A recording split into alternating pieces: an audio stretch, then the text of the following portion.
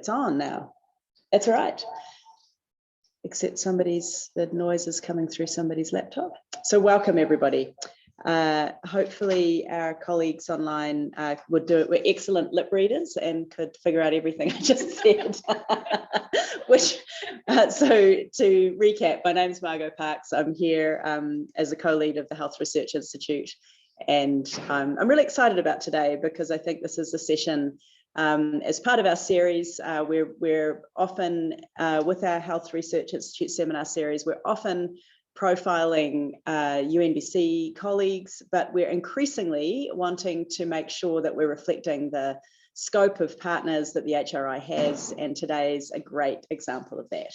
So I'm really glad that we've got some folks here in the room and online, and as I mentioned earlier, I'm looking forward to having the recording of this to share with future colleagues and students, because the partnership with Northern Health is a really important part of our HRI as well.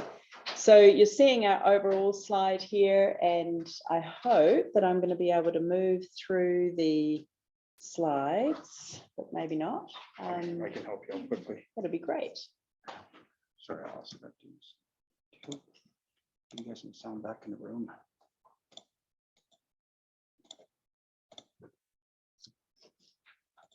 Just be able to control the slides now. Okay, that's great. So many of you will have been here before and be aware that we've had a long history of these seminar series, and that it's a team effort that we bring together these contributors and sponsors from the School of Health Sciences, Nursing, Social Work, also the Northern Medical Program and the Division of Medical Sciences, Psychology Program, Sun Life Financial, and others. So the series is important because it's an opportunity for us to profile work, especially as it relates to things in the North. And so that's part of our mandate as well as a Health Research Institute. And if any of you have not met Leanna, our research manager, she's right here waving to people in the room, but also always feel free to contact her with any questions that you might have about the Health Research Institute. And we're really also pleased to underscore, some of you would have been present for our Better Together for Health Research in Northern BC event, which was held earlier in March. If you weren't lucky enough to be there, you can find it online, from what I understand. And it was a great opportunity to get a glimpse of some of the innovative partnerships and collaborations that are happening with the HRI, convening that conversation and also underscoring how many exciting things are happening, whether it's the Northern Health UNBC MOU that you'll hear more about, or whether it's this new Northern Centre for Clinical Research that is getting launched on Monday. So if you haven't yet registered and would like to attend, it is still possible to do so, that for you to contact Tanya Stella to register your interest in attending in person, or people will be able to attend online starting at 4:30. So you can also follow the Zoom link. It'll be a really neat opportunity to hear more about this exciting initiative. So there is also the importance, not only today, we've got this exciting presentation. So you want to do research with Northern Health, understanding the role of research administration and knowledge translation at Northern Health. Did I sound excited about that? It is exciting. And then we're also got some other exciting things coming up. We're planning to announce a event and panel for the World Health Day on April the 7th, which is something that the theme for World Health Day this year is Our Planet, Our Health.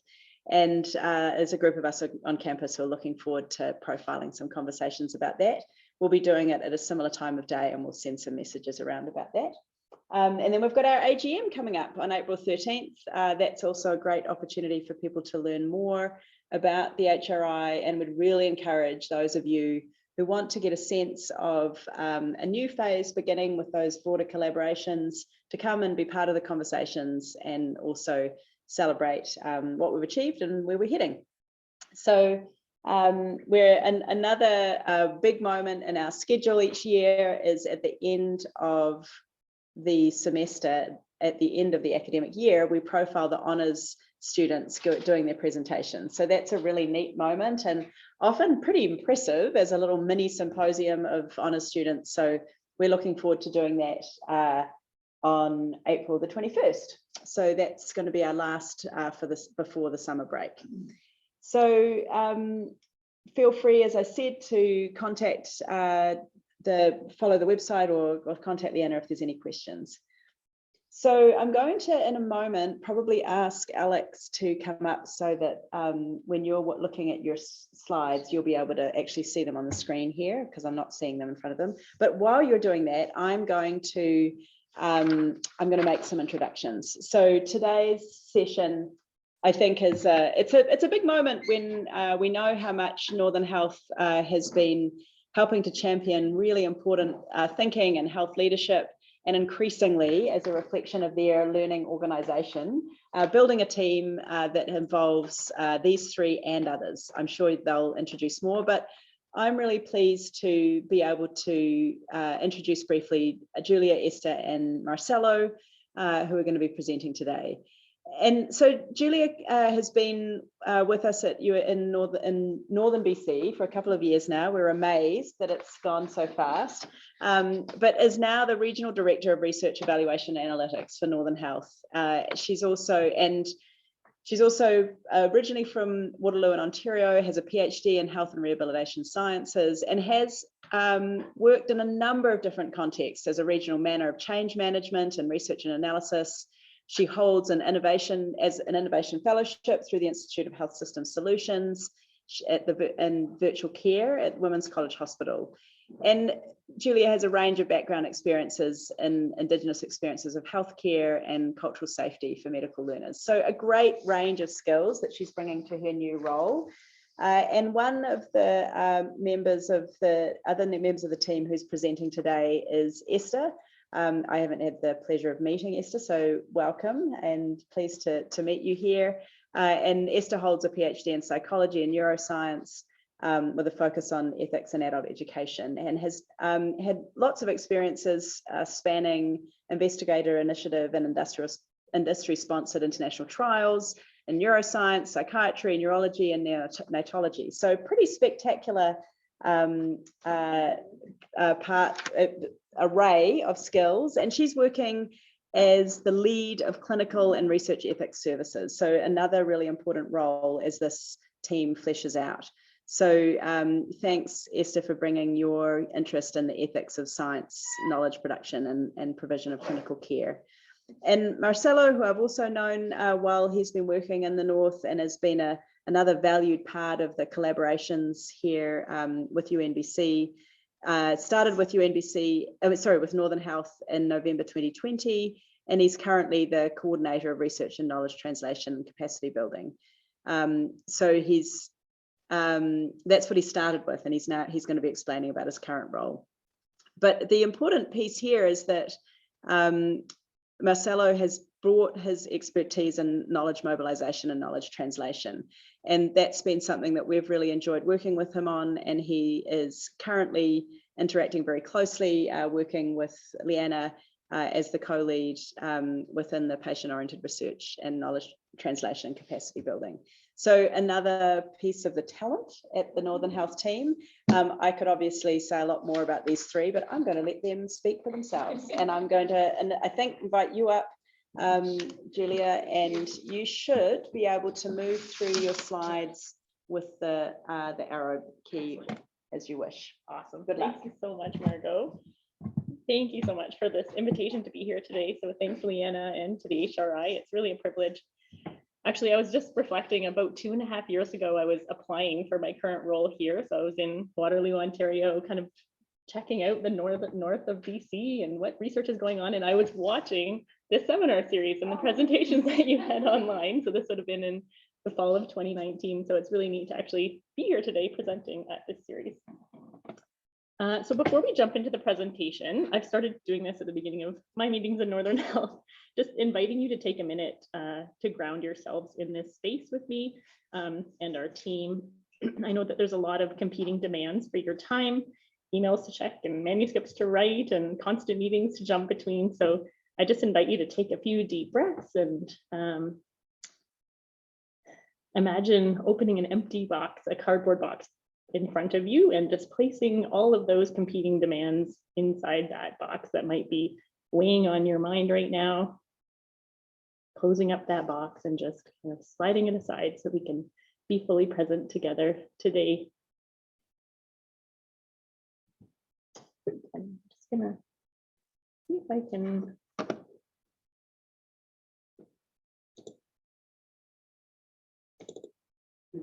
oh, it's changed on this screen, but not on that screen. Sorry.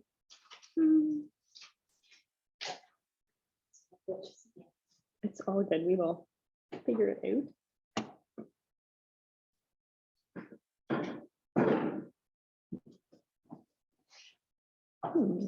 I can see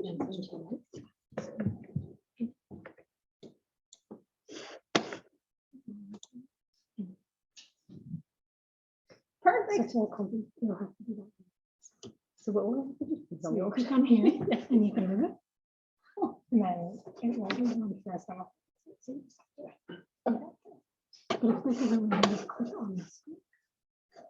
Okay, that sounds great. Thank you so much. Great. So before we begin today, I just wanted to acknowledge this incredible land that we are gathered on today, the traditional and unceded territory of the Fnha. The confluence of these two mighty rivers, the Fraser and the Chaco, has really been an important gathering place for thousands of years.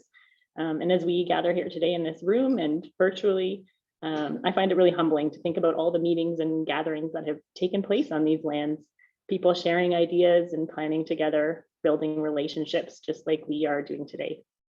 So for those of you who are joining from other places, I just invite you to acknowledge the traditional lands that you're situated on today.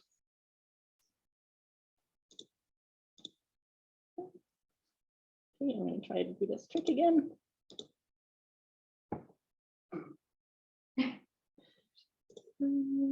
So I clicked on here. It just doesn't want to go forward. It's forward on this slide, but not on that one again.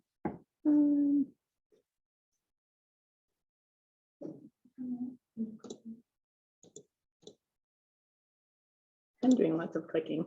I really apologize for these technical difficulties. So I just click on here. So click on this. It's working great. I just need you here all the time. Great, thank you so much. So to date, can everyone see that? Okay, we have the session outline, just a brief outline of what we want to work through with you today. So today we want to start off by taking you on a bit of a journey, tell a story about how research is situated within Northern Health and how we've been building and changing over the last few years. I'll start off by just providing a bit of context, and then Esther is going to share some recent changes in our research review and approval process.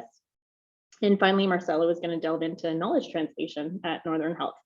And then I also wanted to mention we have Ron Klossing, who is our research privacy specialist, and he's also going to be joining a little bit later for the Q&A session if there's any questions that have to do with privacy that arise.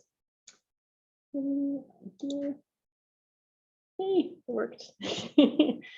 So many of you probably already know this, but I wanted to start off a little bit with just the context, the lay of the land in terms of what is the Northern Health Authority and how is it situated in our province. So BC is divided into 5 regional health authorities. We also have Fnha, or the First Nations Health Authority, and they provide services for First Nations peoples. And then we also have PHSA, which provides specialized services like BC Cancer, for example. And Northern Health provides a full range of health services to residents of Northern BC, primary and community care, acute care, surgical services, mental health and addictions, population and public health.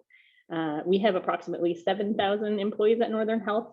And as you probably already know, there are 54 First Nations in the North as well as many Métis and Inuit residents who also receive care from Northern Health. So if you look at this map, you can really see that Northern Health covers a huge part of our province. About 2/3 of BC is actually part of the Northern Health region. It's roughly the size of France, but has the smallest population of all the regions. So a population about the size of Burnaby, to put it into perspective there. So this provides both unique challenges and opportunities for both health service delivery and for health research in the North. So just a bit of context. Great. So I just wanted to give you a sense of what our goal is, and this is ever changing and iterative, and we may update it this year as well. But right now, as a research department, a new department within Northern Health, our goal is to support an organizational culture which encourages, expects, and supports the integration of research and evidence in everyday practice. So our department actively supports staff, physicians, patients, academic partners to conduct or engage in research activities that advance the priorities of Northern Health and its communities. And then I wanted to just kind of situate this within our mandate at Northern Health. So every year, I'm not sure if people know this already, but every year the Ministry of Health gives the health authorities their mandate, which really outlines our priorities, our areas of responsibilities as health authorities. And then there's also this related service plan that emerges out of that mandate as well. So here you can see the service plan for basically 2021 to 22-23. Which really situates research within the particular objective of culture of quality improvement and safety. And so here our mandate is to partner and to continue to align research, education, and service delivery in conjunction with a number of provincial departments and in collaboration with academic partners such as HRI and UNBC in particular. We want to strengthen our capacity to act as a learning health system. So it is part of our service plan as an organization. So I think I mentioned at the beginning, I was hired in my position about 2 years ago, just over 2 years ago in February 2020. And my role is really to build capacity and infrastructure to support research at Northern Health and to support culture change at Northern Health, and obviously to move research forward as much as I can in this role in the North. So I moved here from Ontario, super excited about the possibilities for expanding partnerships and supporting researchers. I had envisioned, doing a bit of a roadshow and meeting all kinds of people in the North who are interested in research and trying to support this. And then almost immediately after starting my role, along came COVID. So this is a really beautiful picture, abstract impressionist painting by Jackson Pollock, and it really captures, I think, from my perspective, our world and what it was like at the beginning of the pandemic. So really diverse requests for support, initiating clinical trials in hospitals with patients, how to manage PPE, supplies, so our protective equipment, and many more. So all these starts and stops and pivots, kind of an unprecedented tsunami of requests that were coming in. And all of a sudden, our team was redeployed. Many people across the health authority were redeployed.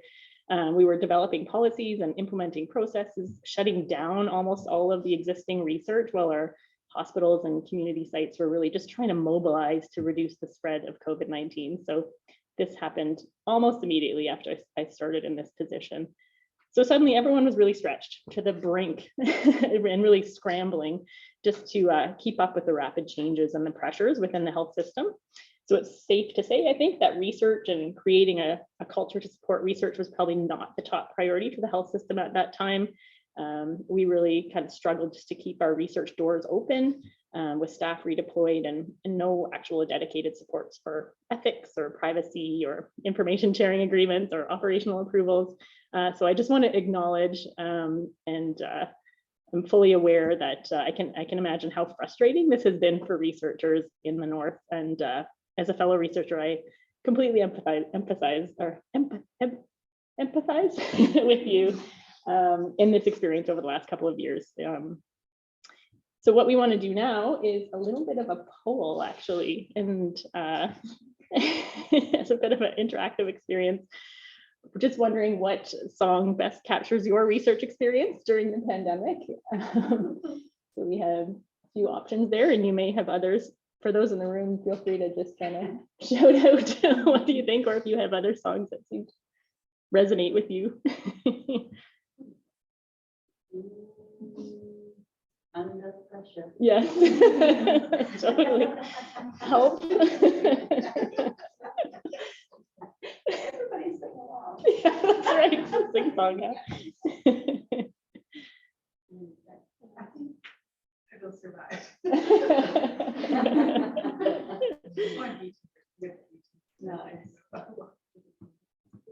Welcome to the devil's. Yeah.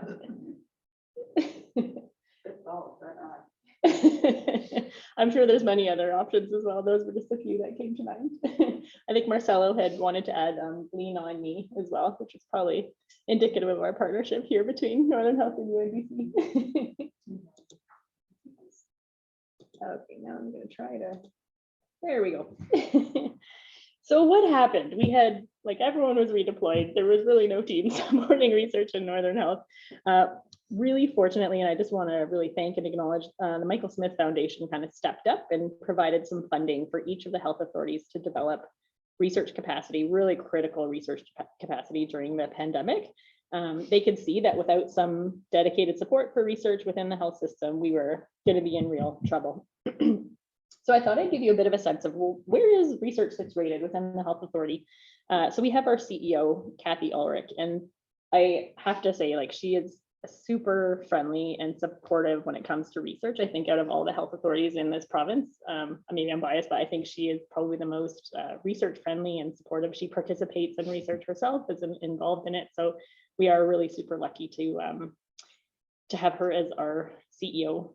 And then under her, she has many VPs, but the one that I report to is Fraser Bell. And again, he has just a massive portfolio. So technically it's called Planning, Quality, and Information Management. So all of IMIT, our CIO, reports to him. He has all of legal, privacy, research, quality improvement, accreditation, like the list goes on and on. And he, again, is really, really friendly towards research and very much a supporter of research. So again, we're extremely lucky to have these senior leaders in our organization who are really wanting to move research forward. So when the pandemic started, it was really just me in this regional director role. And then there was a lead for research and evaluation who you can see in the middle there. That's Tamara Checkley. Some of you may have heard of her, know her through, she was supporting some of the ethics pieces kind of off the side of her desk. She was quickly redeployed and basically didn't come back to her role until she went on parental leave. We also had Tina Strudsholm, who plays a really important role in research as well. And she's through the BC Support Unit Northern Center as our lead for person and community engagement. So through this external funding over the last really 6 to 12 months, we were able to bring on several new roles. And many of these have actually just joined since September. So we have a regional manager for clinical research now. As Margot said at the beginning, we're developing this new clinical research center. So it's a really important function to have her role in place. We have Esther, who's here, going to be speaking in a minute, our lead for research and clinical ethics. We have Marcelo, who's our lead for KT and patient-oriented research. And he's also the co-lead for the BC Support Unit with Fnha. We have another lead for research and KT. This is currently vacant, but in the process of hiring that role again. Obviously, we have admin support, and then we have a privacy specialist, Ron, for research and privacy impact assessments. So that's also a new role in the last less than a year. So really, it's really exciting. We're getting some capacity within Northern Health to support researchers such as yourselves. So it is really exciting to have all these amazing people to work with.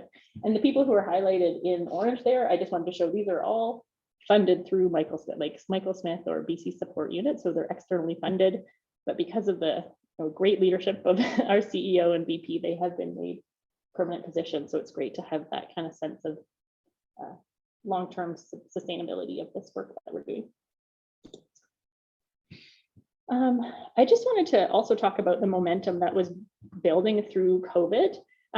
It really did act as a catalyst. Like obviously COVID was really horrible and negative in many ways, but it was a catalyst for research in some ways. So we're part of a COVID clinical trials collaborative, and we had patient partners in that collaborative, and you can't see this, but this is a letter that they wrote really advocating for more research and research infrastructure to be able to act and mobilize when things like a pandemic hit.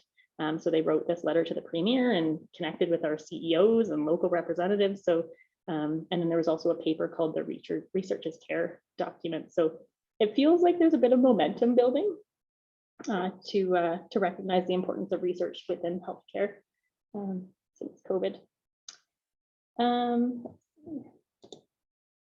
Again, another kind of positive out of the COVID situation.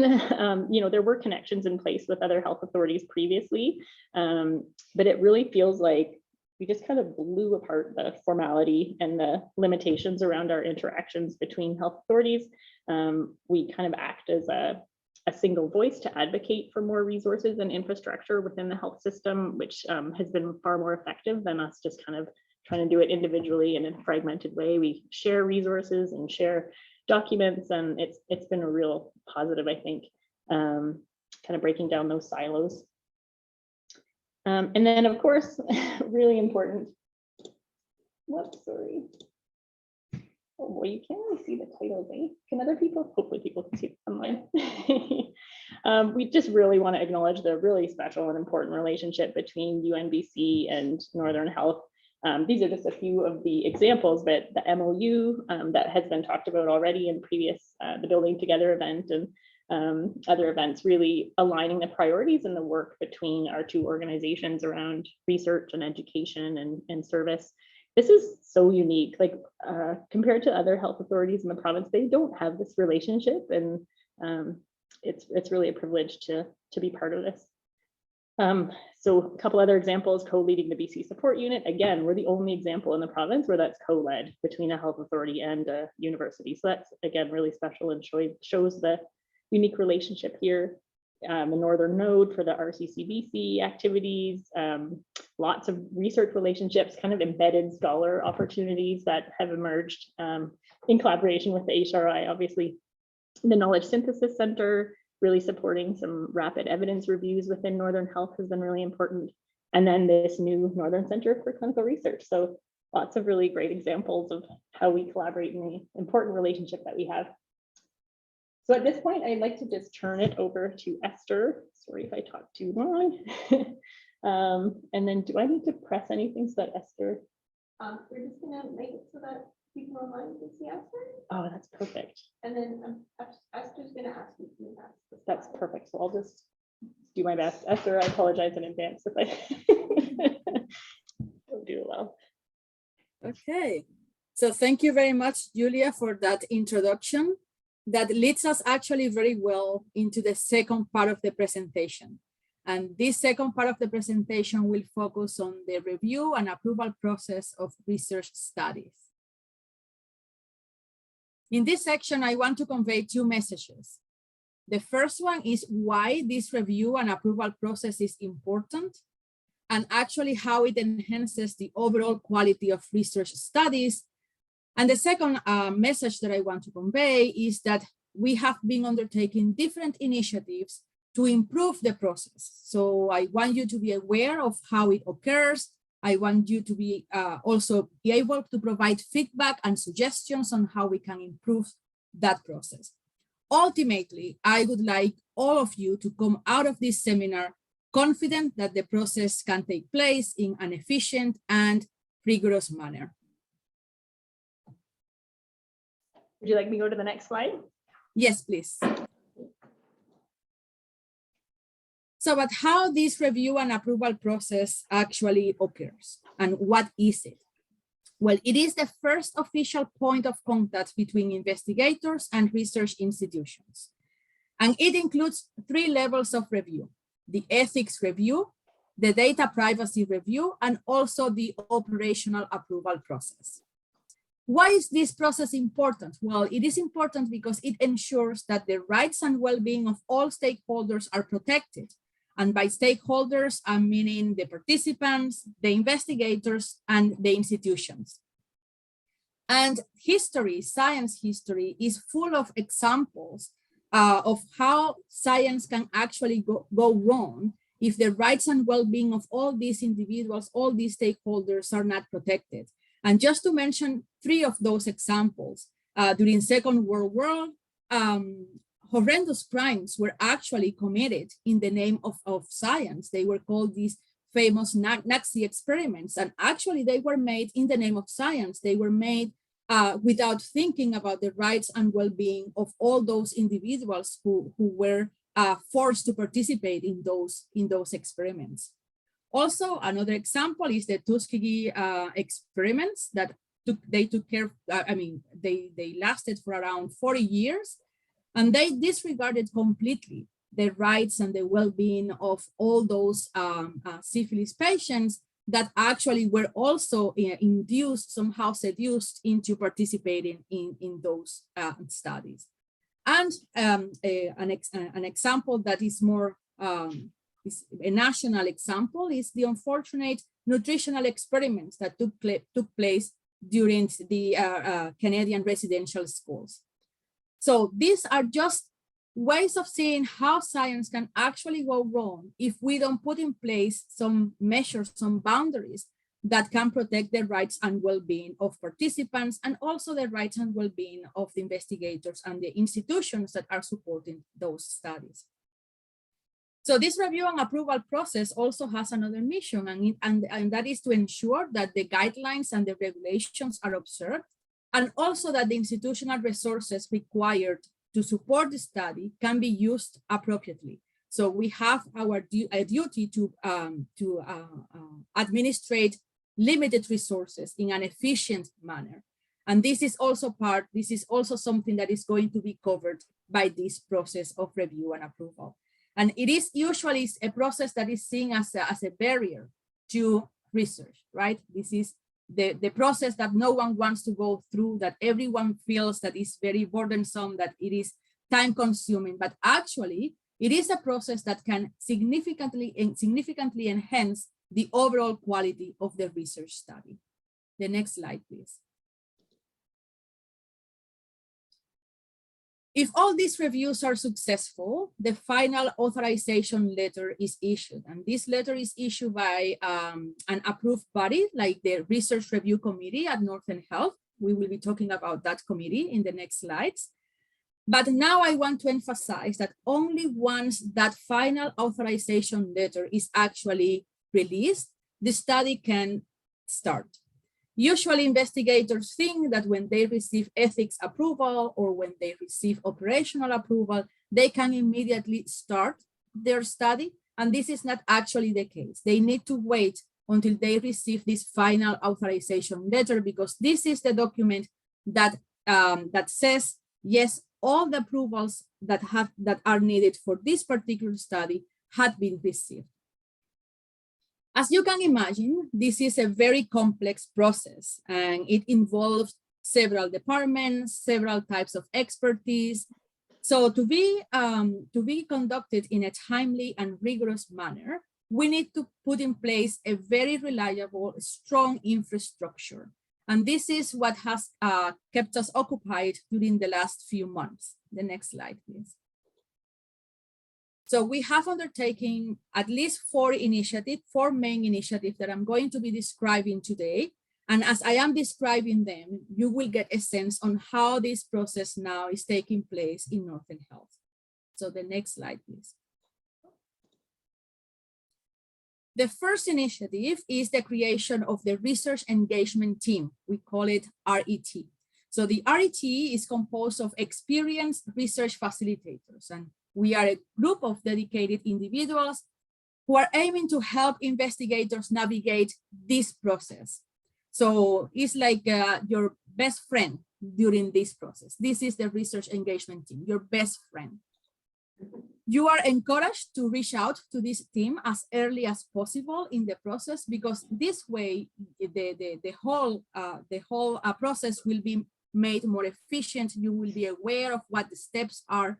And it, of course, that will shorten the time that it takes for the investigators to receive that final authorization letter. The next slide, please. So that is my first take-home message of today.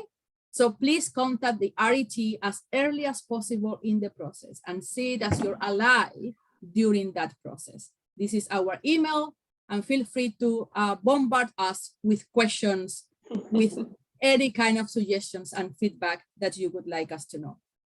The next slide, please.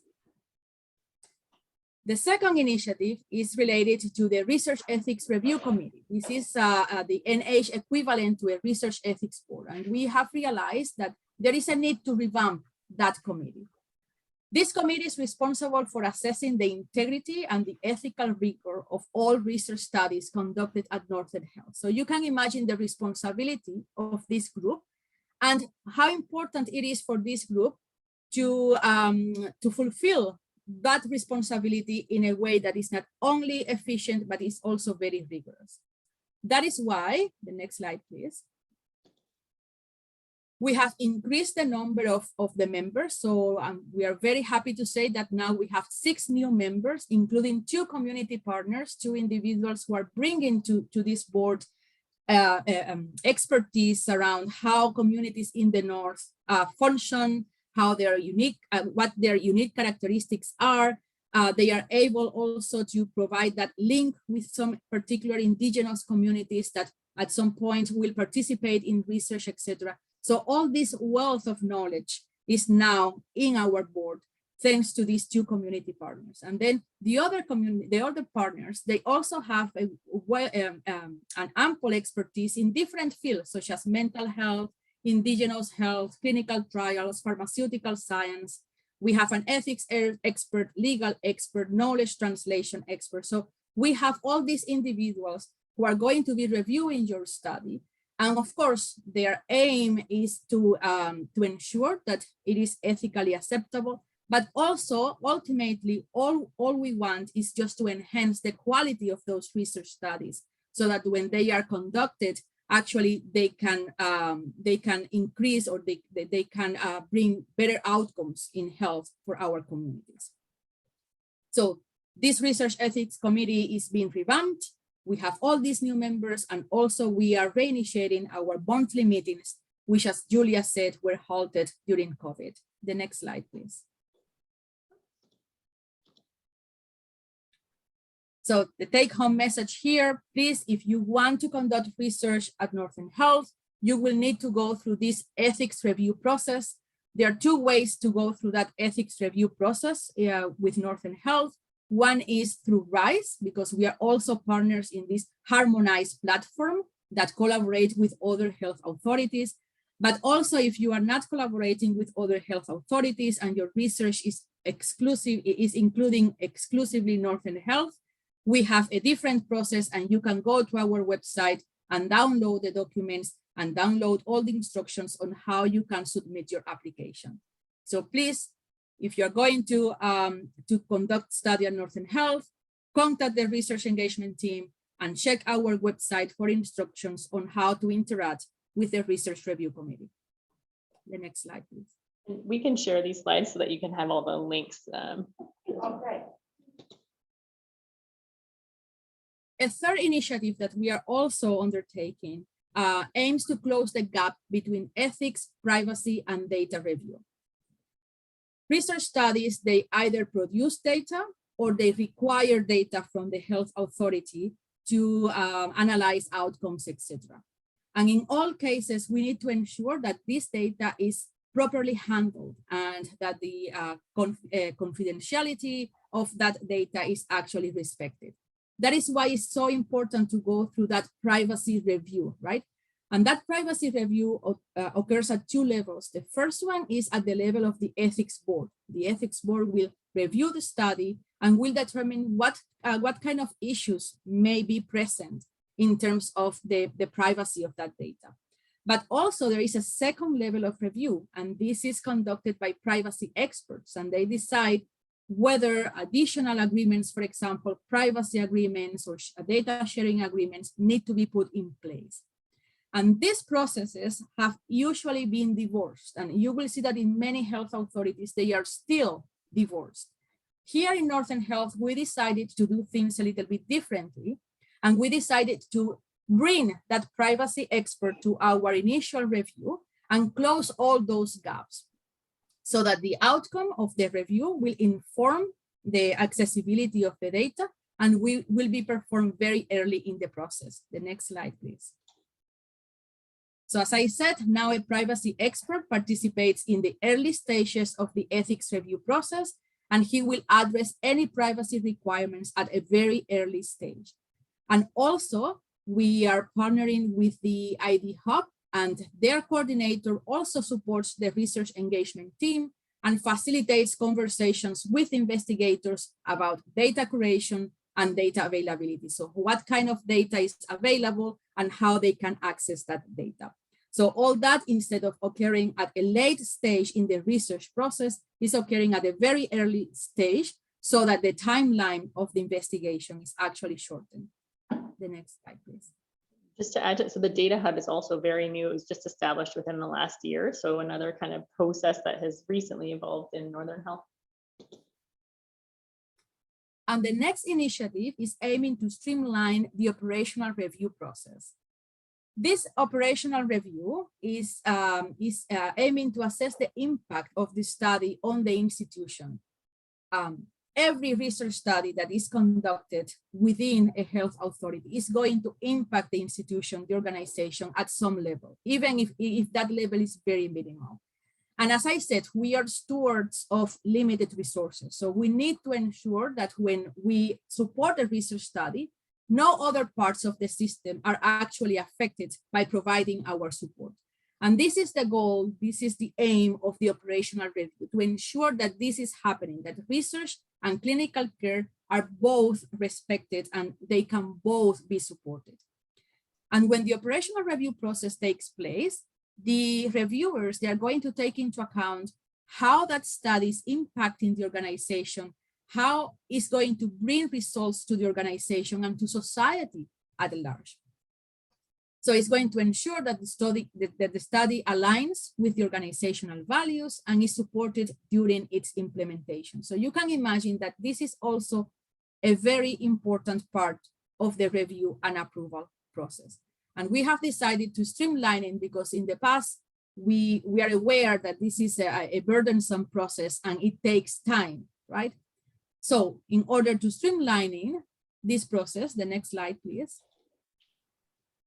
We have decreased the number of decision makers that are involved in the final approval. So those decision points are actually decreased now, so that the time required to arrive to that decision is shorter.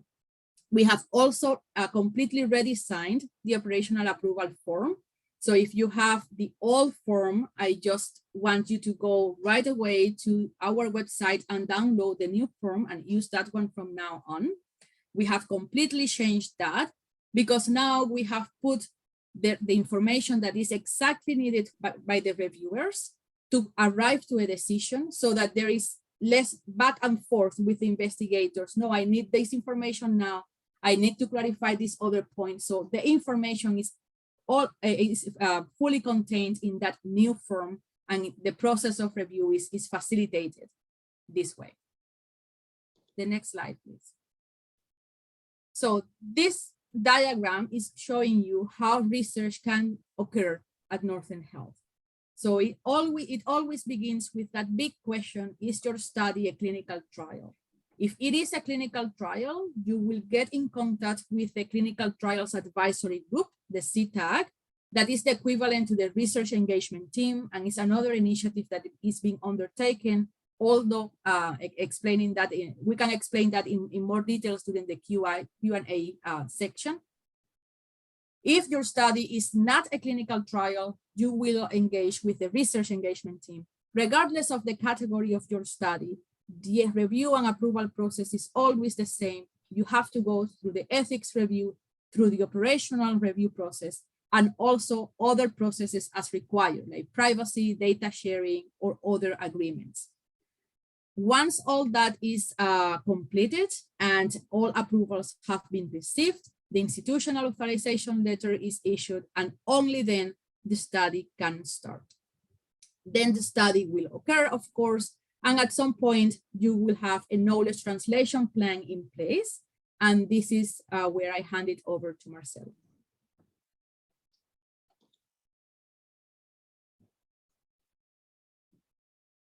Is it possible for Marcelo to share his screen instead of Esther sharing, so people can see Marcelo?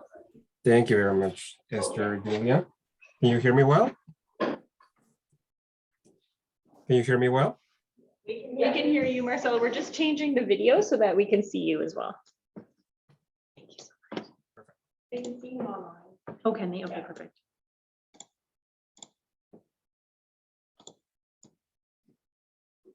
Oh, perfect. Thank you so much. Can you guys see that? Oh, you can see. Okay.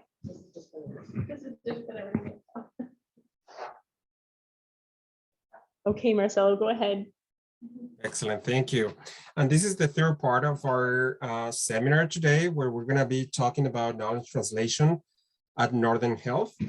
And I just wanted to begin by recognizing and acknowledging that there are different terms, different approaches, but basically what we mean at Northern Health is getting evidence into use or increasing the impacts of research. And you can see different models, hundreds of publications or even thousands of publications, different models, frameworks, etc. We're not super keen on just using one or the other. We're quite open, and particularly because connecting with the words of Julia and different events, we have the Northern lens, so we need to make sure we apply what works for us, and we actually are able to contribute back to the literature about knowledge mobilization and knowledge translation. Can we go to the next one, please?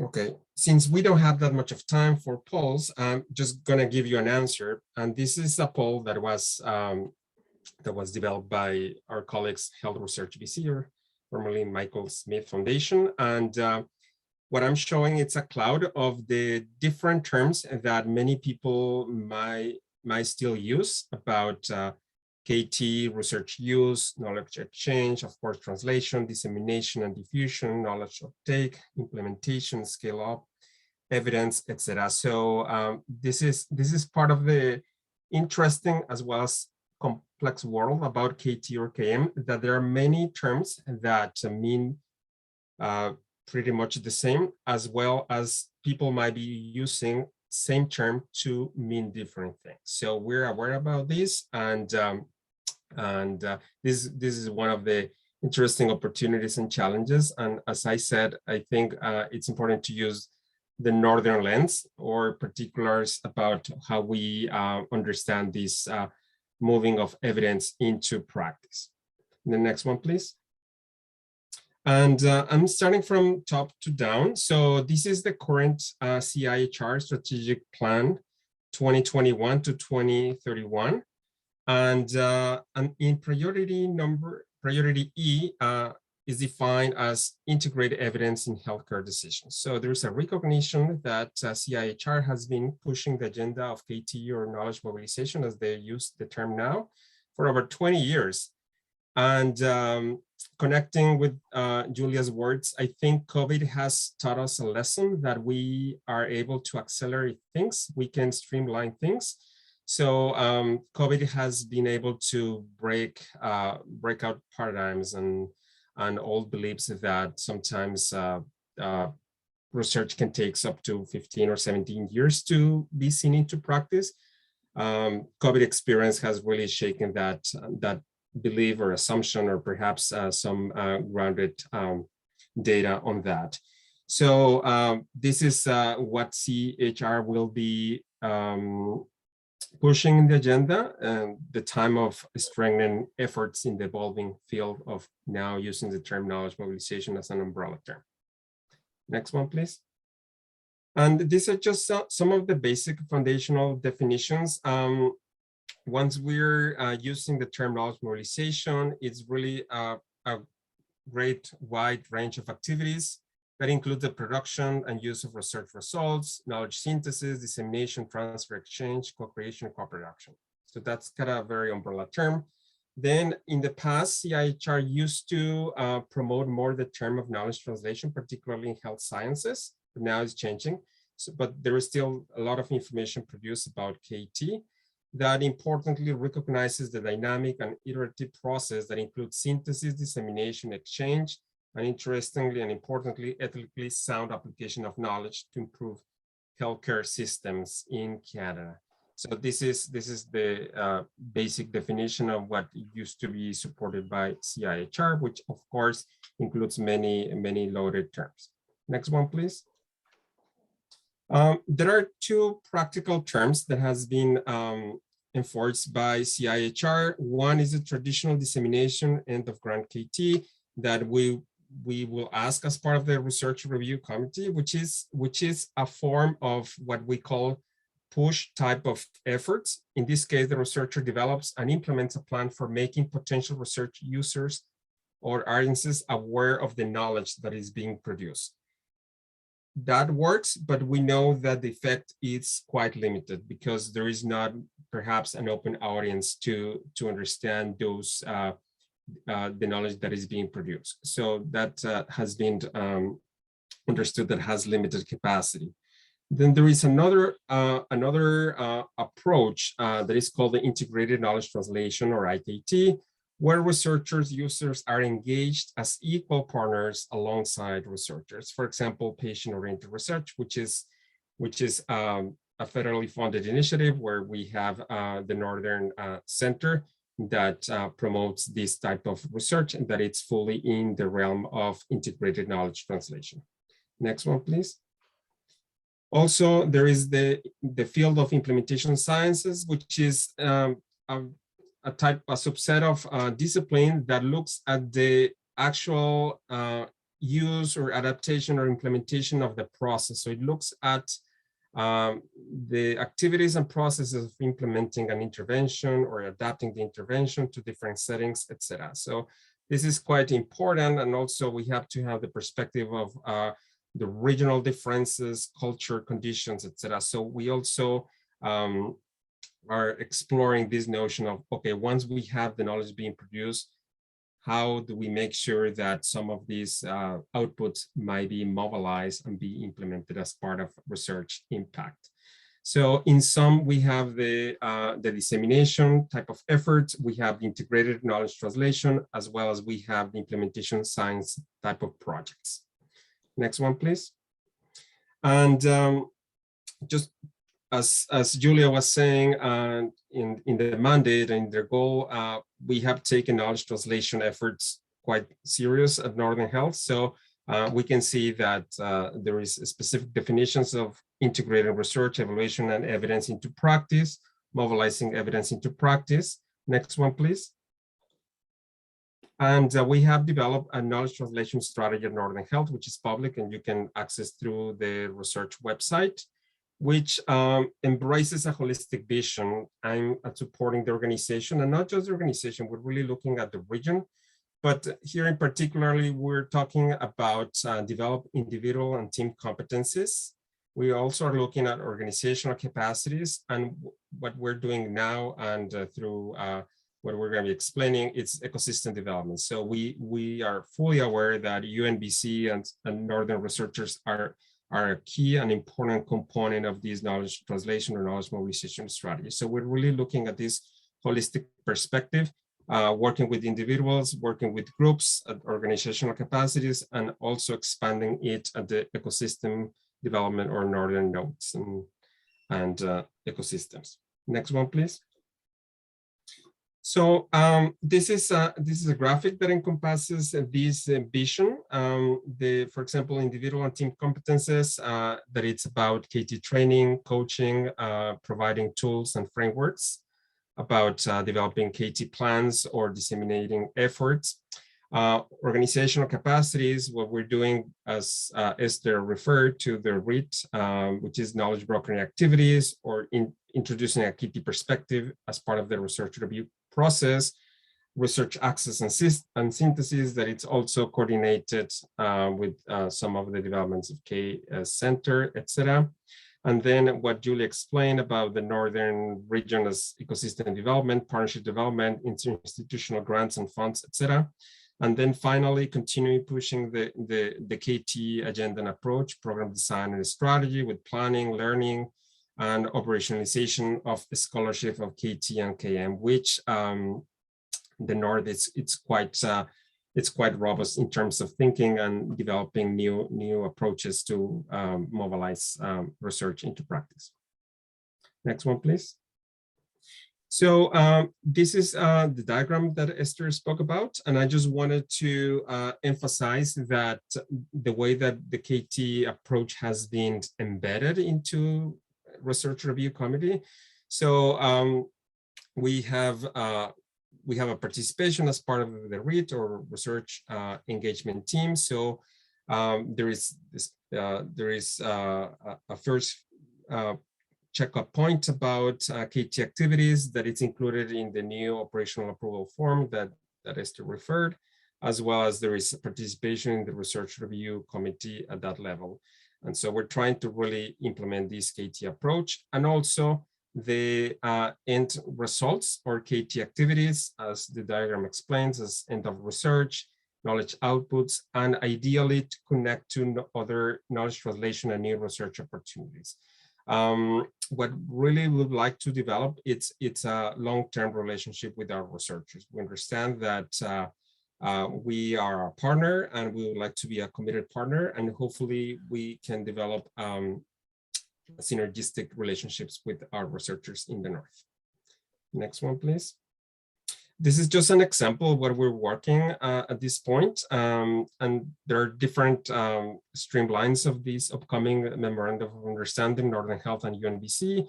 And the strategic priority number 2 is to improve quality based on effective knowledge creation and mobilization of research evidence. And there are the specific goals, and there's going to be measurable outcomes, etc. So this is just an example of what's might be coming up that will really strengthen KT and KM capacities at Northern Health as well as in the region. Next one, please. And some specifics about KT programming. So we have the Research and KT newsletter. We're about to launch the 4th edition in the forthcoming days. We also have the brown bag and seminars. We have workshops and training that is coming up in this fall. Implementation consultations and projects. We have a wide range of initiatives around patient-oriented research in coordination with the UNBC, Liana Garaway as co-lead. We also have the participation in the Research Review Committee, specialized KT provincial groups, and network development and research agenda. So this is a bit of the current work, and there might be opportunities in the future. And with this, I think I'll pass it on to the whole panel for discussion time. Thank you very much. Thanks, Marcelo.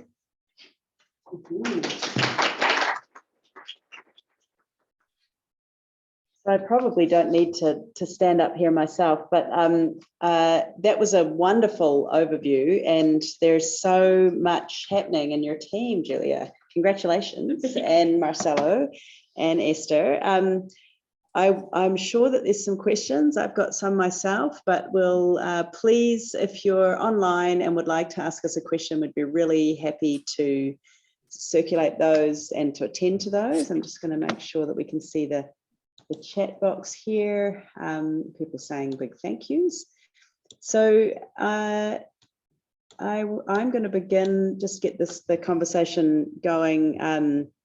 I heard loud and clear that there is the RET that is our best friend. Yes. Which is very exciting. We need best friends at these times. But one of the things I was curious about is that obviously, Esther, you really helpfully described that as a pathway into the research ethics process and your work plan and the flow diagram. But is that RET and the facilitators, are they also available for other kinds of support and queries when people are just they may not even be at this point where they're wanting to get to the research ethics phase? And I wonder if you could, that's my hunch, and I wonder if you, Julia or Esther, do you want to start, Julia? Sure. And then we go to Esther? Yeah. Yeah, no, that's a really great question.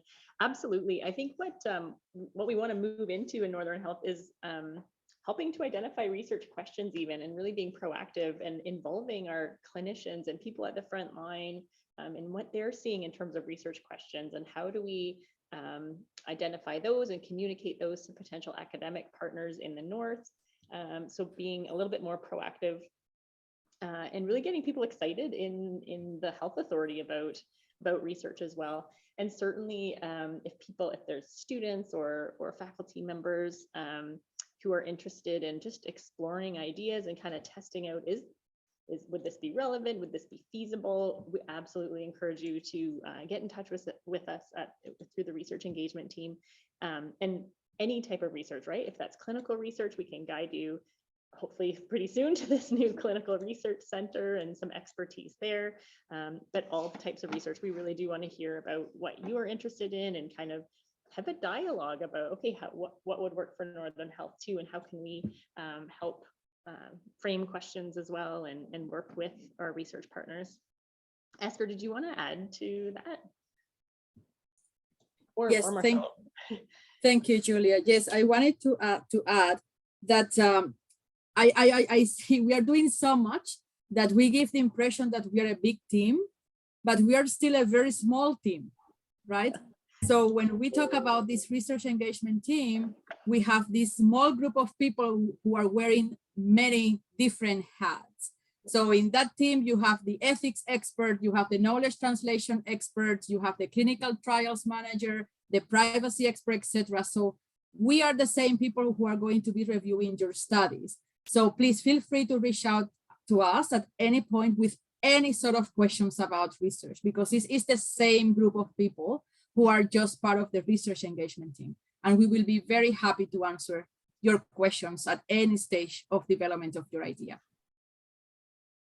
Absolutely. And we can, even if we don't have the answers, we can connect you to other people, because I don't want you to give the impression that we're the only people doing research in Northern Health. Certainly there's lots of research happening in population and public health and Indigenous health. We've got lots of champions for research throughout our organization. And so that can also be our role in kind of matchmaking or kind of guiding people to potential partners within our health authority who could do research with. Well, that's really helpful, and it's necessary, I think, to just get that sense that there's a place where, as you say, it's a team that's expanding, but it's still a few people doing a lot of things. So we're really lucky to have that opportunity here to just build those connections, and I'm imagining with all of the other pieces. I'm going to look around the room and just see, especially for any of the students or people that are, or people in the HRI or anybody, is there any questions about how people might imagine being able to connect with this new sense of teamwork in Northern Health? We do have one of our attendees has their hand up, Fnha. I wonder, does she want us to turn on her mic, or? We can try that. Tina, do you want to try turning on your mic? We've got a question here from, so maybe we'll take a question here from Sarah, and then we'll come back to Tina and see if we can hear from you. So Sarah, go ahead. Yeah, and my question might be a little bit too specific, but I'm quite predominantly a biomedical researcher, but have been engaged in some clinical research in the past with Northern Health, and actually starting a new study now. I have to say, I do find it quite challenging to understand what steps are taken first. Yeah. And I was really pleased to see that your team is part of obviously the Harmonized research ethics process. But from a logistical perspective, how do you know? Yeah. So when I submit, I'm trying to meet with your team first, but I have to say, things has really changed even in the This is brand new. This is So my first step was to actually prepare the project in RISE. And so is it just when you mention Northern Health in RISE that your team will be connected immediately, or is that something that the researcher needs to proactively do in addition to their application in RISE?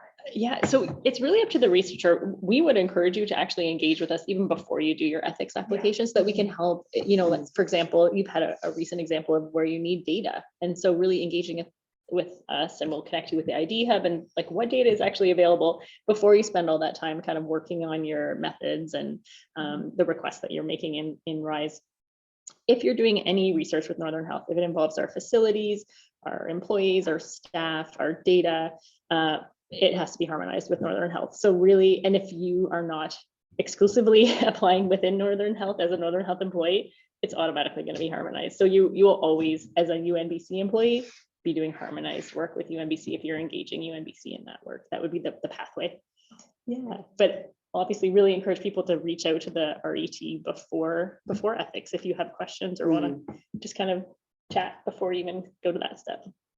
And I think if anybody is watching this in the future or is online and may be thinking, well, this doesn't sound like how it used to be done in the past. There's a number of really important historical things that people need to be aware of. And one of them is the Harmonized research ethics process, which didn't used to exist in the same way. And so that means, as we're pointing out, that it's going to be invoked. So sometimes people could kind of maybe get around not having connected in time. But now with the harmonized process, that loophole has gone away. So there's it's just another reason to, as proactively, for any partnered work, to proactively engage as soon as possible.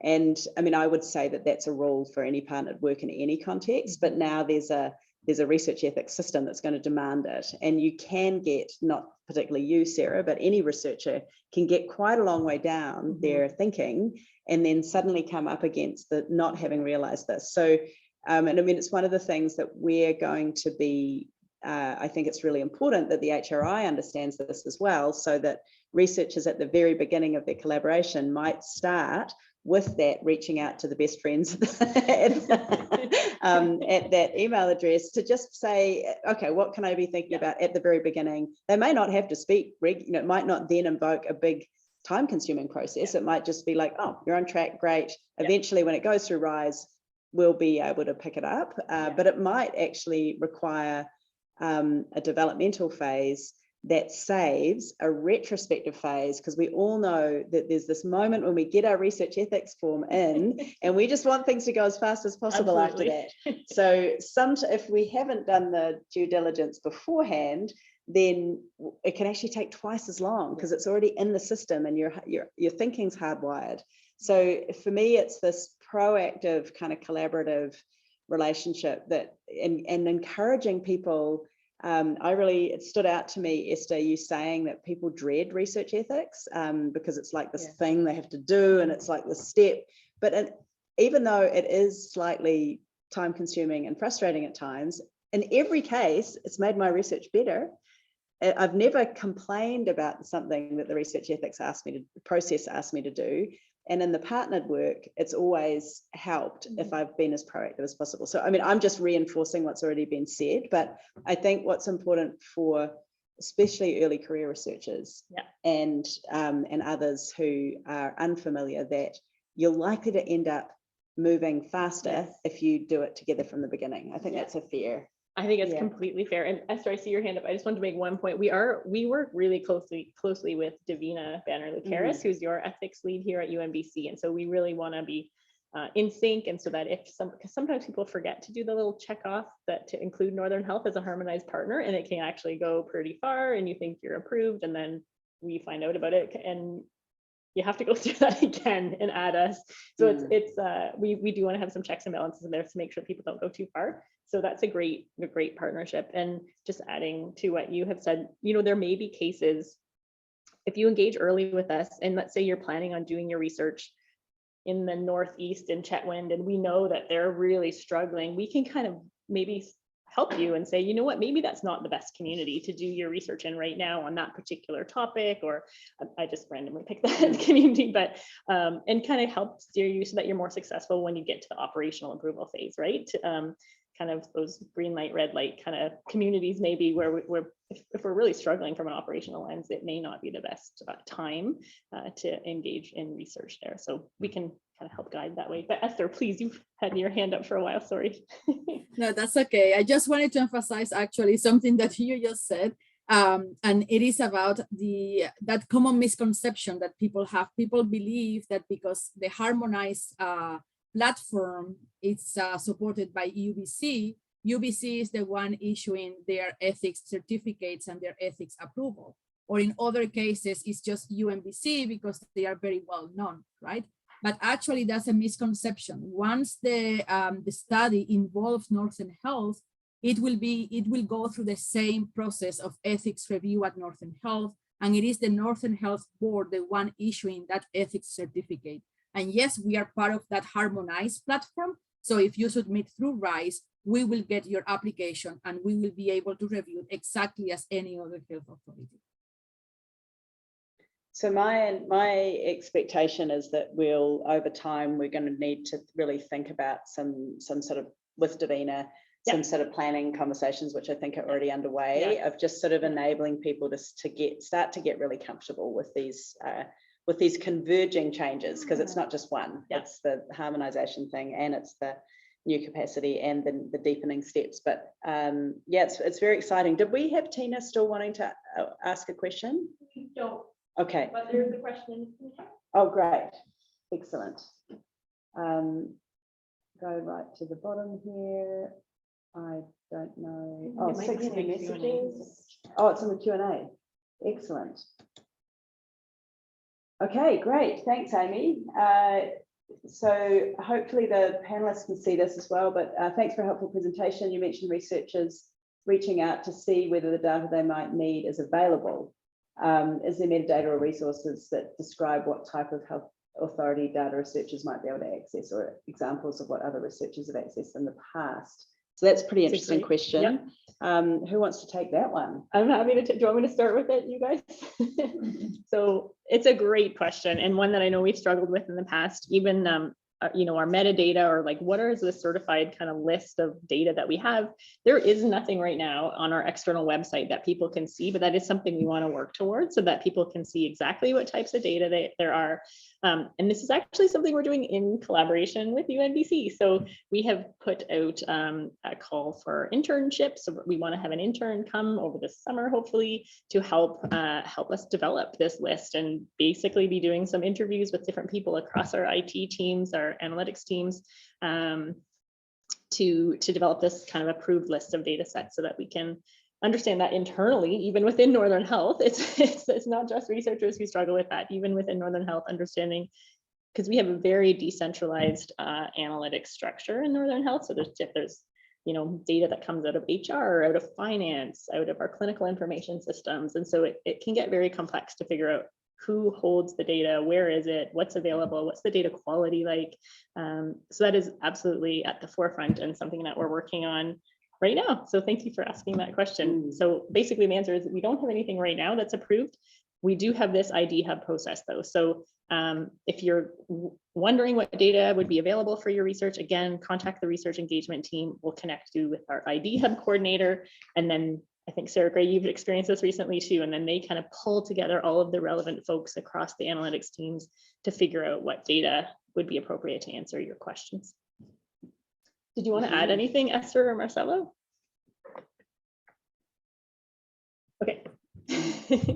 Great question. Yeah, it is. Any other questions from anybody?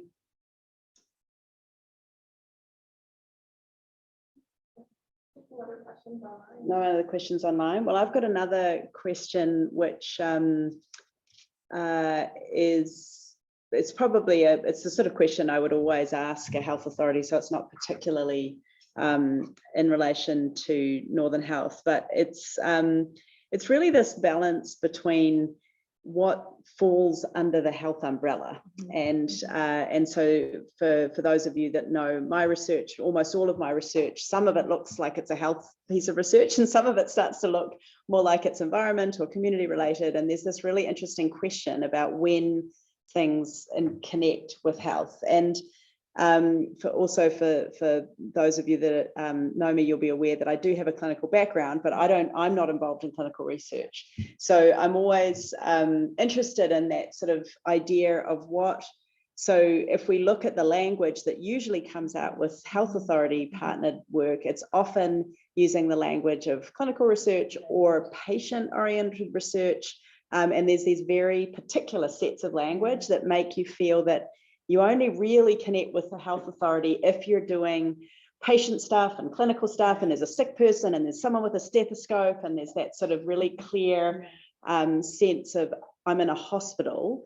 But we all know that Northern Health is way more than a hospital. And we also know that there's beyond the patient-oriented work, there's also the sort of community-oriented world. Absolutely. So I just wonder if you can, it's probably not a question that you can answer, but I wonder how you describe that for other people, because we know that within the current environment, because of the new push with the NCCR, which is exciting, we're going to be hearing a lot more about clinical research, and it could make people feel like, oh, well, that's not me. Right. I'm not a clinical researcher, so I don't need to worry about connecting with Northern Health. And I don't quite think that's the case. So I just wonder how you could explain that, Julia. No, that's a great question, Margot. So a couple of points. My background's anthropology, actually, and medical anthropology, eventually kind of moving in that direction. So I completely get that. You know, geography, there's all kinds of social sciences in particular that may really have some crossover with health, that all disciplines really. Interdisciplinary work, I think, is kind of where it's at with the health authorities as well. So we have a really strong relationship with HRI. We also have a really strong relationship with business and management and computer science. And there's all kinds of functions within the health authority that warrant research beyond, clinical research or patient care. So how do we function? How does our management system function better? Recruitment and retention, of our staff. These are huge, wicked problems for Northern Health in particular, all health authorities, but in northern and rural environments. So these aren't related to patient care directly. They're indirectly, going to impact the quality of care that people receive. But definitely there's all kinds of work that we want to prioritize in Northern Health that, a really broad spectrum. So we want to see everyone as potential partners. And I would definitely encourage people not to feel like they can't do work with Northern Health if they're not doing clinical work. We definitely value a broad spectrum of interdisciplinary work and partnerships. Yeah. I don't know, Marcelo or Esther, if you want to add to that, or Ron, if you're on the line as well.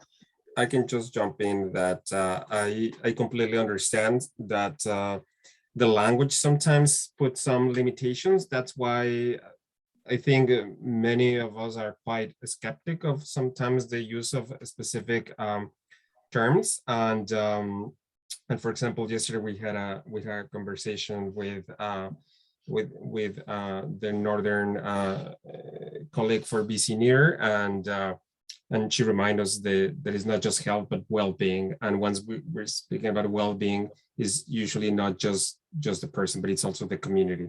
So we're very cognizant that sometimes we use specific terms, but we know that, and research supports that is not just about the level of the patient, it's about the level of the family or the communities or even the regions, and we're fully aware of that. However, I think this is also a challenge to really push the boundaries of what's within the health authority systems, that we can also incorporate new approaches and even new groundbreaking type of interventions that can also be supported by health authorities. And this is the right time. Like after COVID, I think many of the beliefs are being shaken, and this is a great opportunity to push these agendas. So I'm scanning the room. There's no other there's no other questions popping up online or in the Q&A, I don't think. So I do have one more question, and I'm channeling questions that I've had from students in the past or graduate students or others that I might say, you can now go and listen to this response. But along the similar lines, we just talked about the sort of boundaries of health research in relation to clinical pieces, and I really appreciate that the presentation was kind of grounded in the importance of the 50+ First Nations in Northern BC and in the context of where we are located today. But obviously there is also another health authority in the mix, which is First Nations Health Authority. And I wonder if you could speak a little bit about the way that relationship, I mean, Fnha is a newer organization. We know it's taken, I mean, if Northern Health has been going for about 20+ years. So it's taken 20+ years for Northern Health to develop this capacity, just to be clear. Yeah. So Fnha is also, and it's a provincial organization. It's got some research, it's RKE branch and so on. But I just wonder, how do you characterize the partnership with Fnha and that growing relationship, particularly in the North? Yeah. Is something that a lot of students get a little bit unsure about who they should be connecting with, or how, or where to begin, or should they be doing both? Is it a parallel process? Is it double the work? So just thoughts on that emerging kind of relationship, I guess. Oh, that's a great question, Margot. And I don't know if I have all the answers. I'll look to my colleagues as well. We definitely have a close relationship with the Fnha Northern Center in particular. So Fnha, there's a big centralized group of folks who are in Vancouver, and then they have some regional centers as well. And the folks at the Northern Center are actually located right across the street from us at the HSBC building. So for those of us who are in on Lheidli territory in Prince George here. So we do have a close relationship with them, talking about data sharing, even we're starting to get into those conversations. They also have a very small team. So Blake Hawkins is their manager for planning, research, everything. Yeah. So people wear a lot of hats in the North, which is, I mean, just to give you a sense of scale, Interior Health, they have 30 people on their research team, and Fraser Health, they have 40 people. We have 5, and I think Fnha has, I don't know if they have anyone dedicated to just research. So it's definitely important in the North to have these partnerships, because we definitely don't have the capacity to be duplicating things. And so I agree that that relationship is really important. We have some ongoing work with them around, I probably can't get into it here, but the way that we're structured in terms of service networks and our service distribution and how we work together, because they provide certain services, and then Northern Health also provides services for First Nations people on, you know, acute care or surgery. And so there is a lot of overlap and collaboration between the two organizations. And I think research is just that kind of next step where we're kind of getting into now as they develop their capacity and we develop ours as well.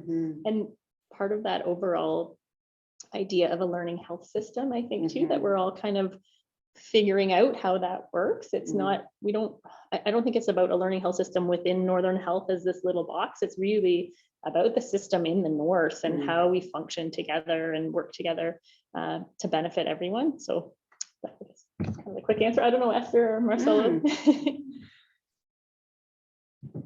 Any extra thoughts? Well, I think we're. No. I mean, I just wanted to emphasize the words, Julia. UNBC it's a big partner, and this is part of the challenge, collective challenge that we will have to figure out. And I think there was a presentation last month from Margot Greenwood, right, on Indigenous health. So yeah, we just need to connect the pieces and acknowledging that we have limited resources, but high interest in connecting these agendas and supporting the research in the North. That's great, thank you. And I really appreciate that, particularly for this series, this Northern lens that we're all, Northern lens is sort of code for a lot of collaborative intent and different ways of operating together with a small group of people in a very large area.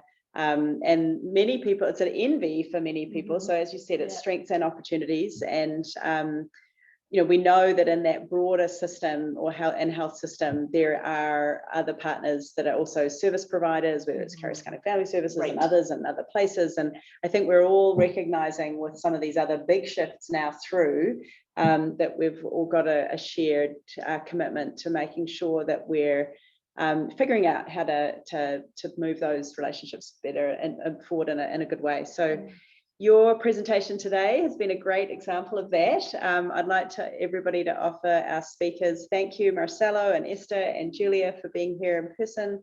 We really appreciate your time today, and I know this is going to be a really helpful conversation starter. Great. So, well, thank you. It's been a pleasure. All right, thank you. Thank you. Thank you. So I think we did our announcements earlier, and we'll probably close off the video shortly. Thanks again, Esther and Marcelo.